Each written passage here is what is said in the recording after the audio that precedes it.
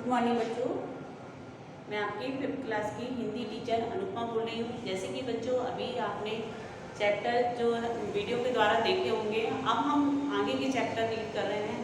अभी हमने lesson number 3 पढ़ा था विनय।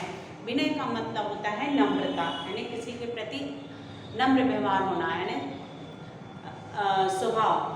तो बच्चों हमने विनय चैप्टर है जो पार्ट 3 है उनके बारे में पढ़ा था। इसकी जो लेखक हैं वो है शिवपूजन सहाय।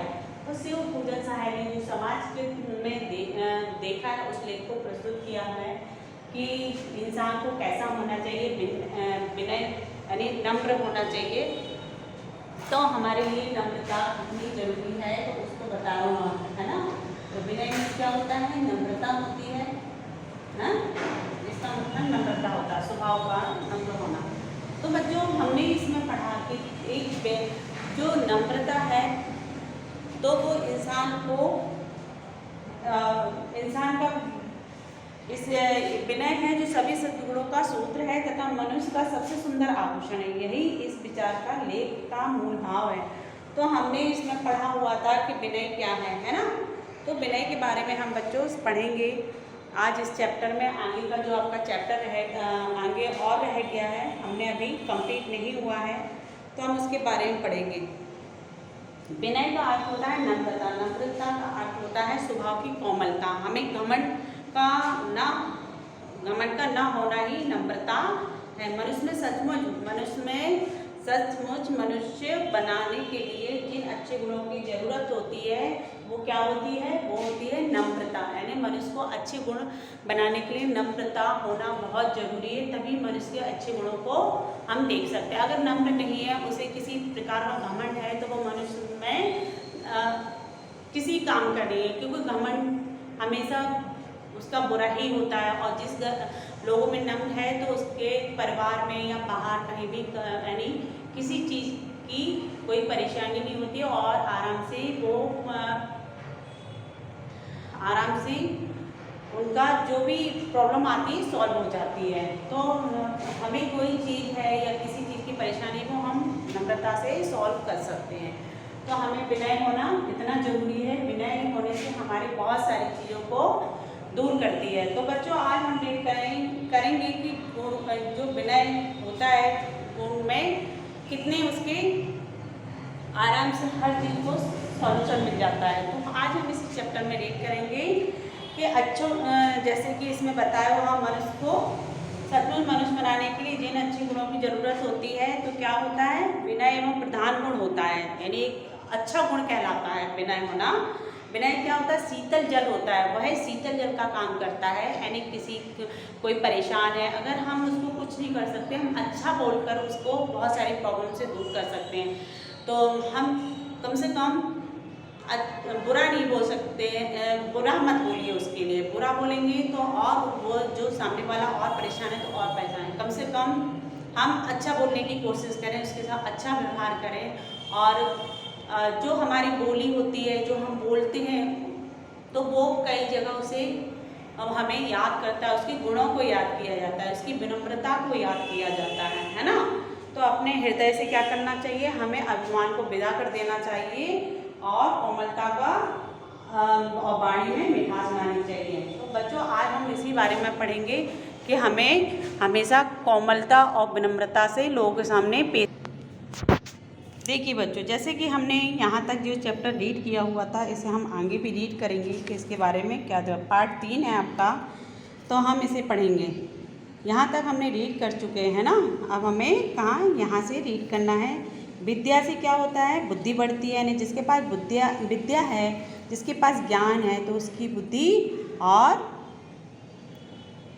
अच्छी हो जाती है और सोचने की शक्ति और बढ़ जाती है। तो क्या होता है, बुद्धि से विनय उपजती है, यानी बुद्धि से क्या होता है, नम्रता वो बढ़ती है। जिसमें बुद्धि है किंतु विनय नहीं है, यानी जिसमें बुद्धि है, नम्रता नहीं है, स्वभाव सही नहीं है, समझो कि क्या होगा, उसके पास मणि है। मणि में तो धन भी होता है ना, हीरे जवाहरात और लेकिन जैसे मणि में व्यक्ति भी जैसे, लेकिन उसके बाद तनिक भी चमक नहीं होती, यानी उस व्यक्ति के पास बिल्कुल चमक नहीं होती है जिसके पास घमंड है, व्यवहार अच्छा नहीं है ना।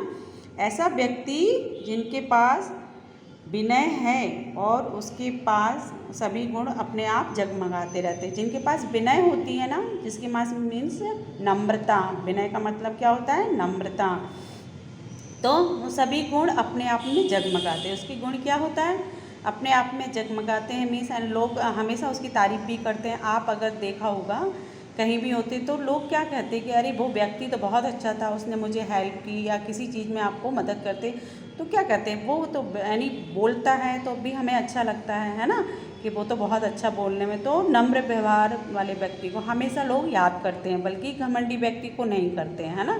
तो हमें इस चीज़ को ध्यान रखना चाहिए कि नम्र हमारा क्या होता है, नम्रता यानी एक सुंदर आभूषण होता है। तो इंसान में ये नम्रता हमेशा होनी चाहिए, तो तभी हम कुछ अच्छा कर सकते हैं ना। नदी तीर का बैंत है, यानी नदी तीर का बैंत है, इसके बारे में मैं बता चुकी हूँ कि नदी तीर का बैंत मीन्स पानी में उगने वाला एक पौधा जिसमें छड़ी बनती है ना, उसकी उमड़ी हुई तेज़ धारा पर के सामने सिर नवा लेता है और धारा से पीछा छूटने पर क्या होता है, फिर जैसा का तैसा खड़ा हो जाता है। तो जैसे नदी की तेज धारा आती है तो क्या होता है, जो पेड़ होता है वो सिर ना एकदम झुक जाता है, नीचे तक झुक जाता है ना। फिर क्या होता है, जब धारा निकल जाती है तो उसके बाद क्या होता है, वो वैसे के वैसे तन के खड़ा हो जाता है।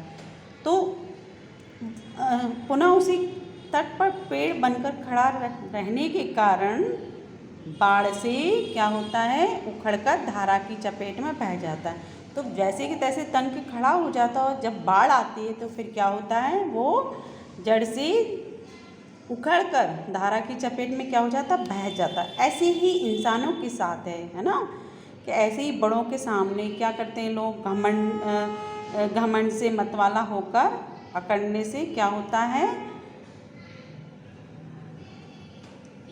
देखिए ऐसे ही बड़ों के सामने घमंड से मतवाला होकर अकड़ने से नाश होते हैं और देर नहीं लगती। जैसे हम बड़े लोगों का सम्मान नहीं करते हैं, या किसी व्यक्ति का सम्मान नहीं करते हैं, या हम बाहर कहीं जा रहे हैं, हमेशा हम अपने घमंड में चूर रहते हैं, हमेशा अकड़ कर बात करते हैं। तो हमें अकड़ कर बात नहीं करना चाहिए।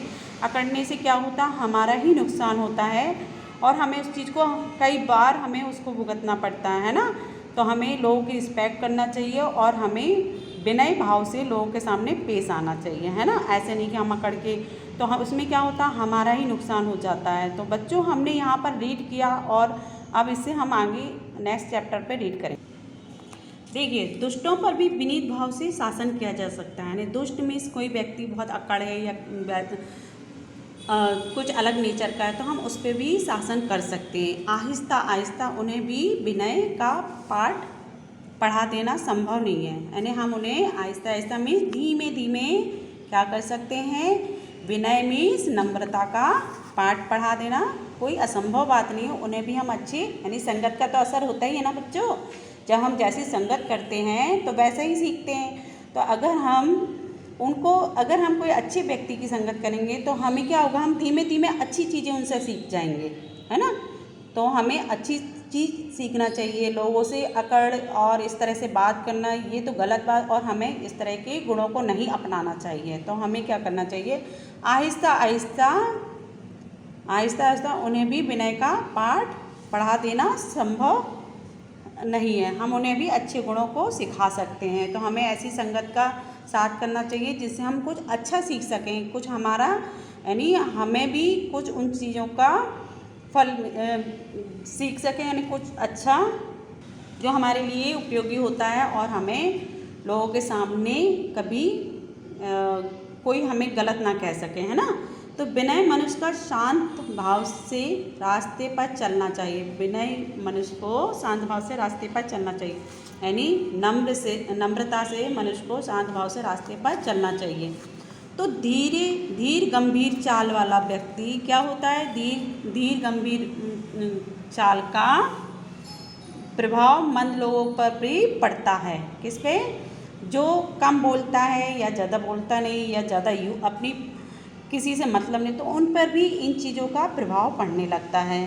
सब लोगों को सरल और नरम बोलना चाहिए। हमें यानी सरल अच्छा बोलना चाहिए और तेज़ नहीं, अकड़ के नहीं बोलना चाहिए। हैं वचन मीन्स क्या होता है, बोली होती है, तो हमें क्या बोलना चाहिए, है ना। तो सब लोगों सामने सरल और नरम वचन यानी बोली बोलना चाहिए।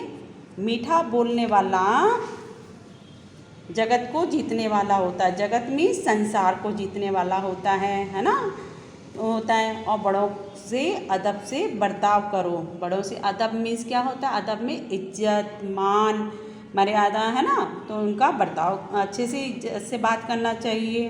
तो विनय का मुकुट सिर पर धर लेने से सब गुणों के राजा बन जाओगी। ऐसा होता है। जब पेड़ फलों के बोझ से लद जाता है तब अपना मस्तक नीचे की ओर झुका लेता है। जब पेड़ क्या होता है, फल से लद जाता है तो क्या होता है, उनकी डालियाँ नीचे झुक जाती है ना।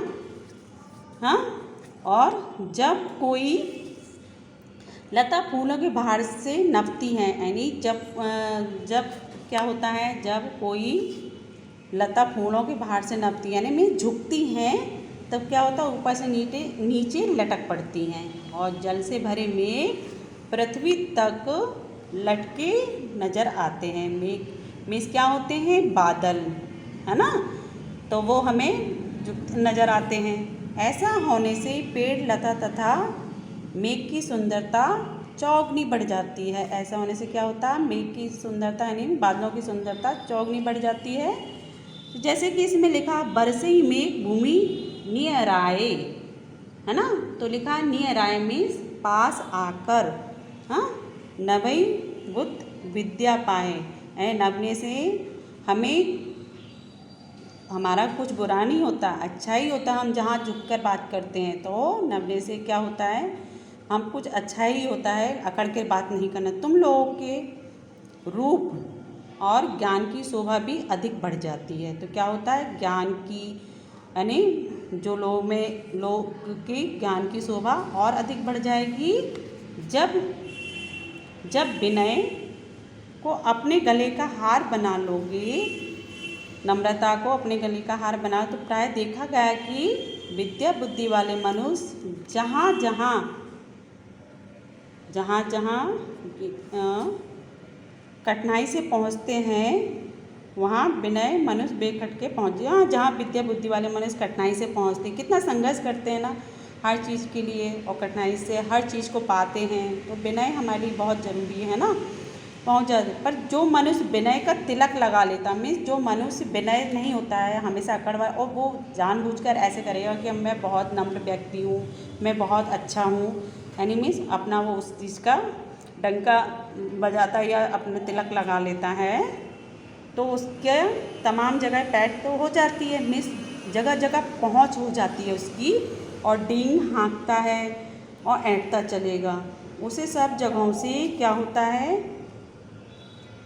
उसे सब जगह से मुंह लटका ही लौटना पड़ता है। तो बच्चों देखो, जो मनुष्य विनय का तिलक लगा लेता है ना, जानबूझ के अच्छा बनने की कोशिश करता है, लेकिन कभी कभी ऐसा होता है ना कि सामने कहेगा मैं बहुत अच्छा हूँ, हर ऐसा हो सकता है, लेकिन वो व्यक्ति उस नम्र व्यक्ति की तरह तो नहीं बन सकता है। लेकिन उसे पहुँच जैसे जहाँ जहाँ होती है, और डींगे हाँकना, ऐंठ के चलना, और ये क्या होता है, सब जगहों से मुंह लटकाए लौटता है, क्योंकि कोई उसकी मदद नहीं करना चाहता है, क्योंकि उसके व्यवहार के दौरान, क्योंकि उसके सब समझते हैं कि इसका व्यवहार कैसा है। तो इसलिए हमें इस तरह से क्या नहीं बनना चाहिए। मगर विनय होने का मतलब यह कभी नहीं है कि वीरता और निर्भयता से बिल्कुल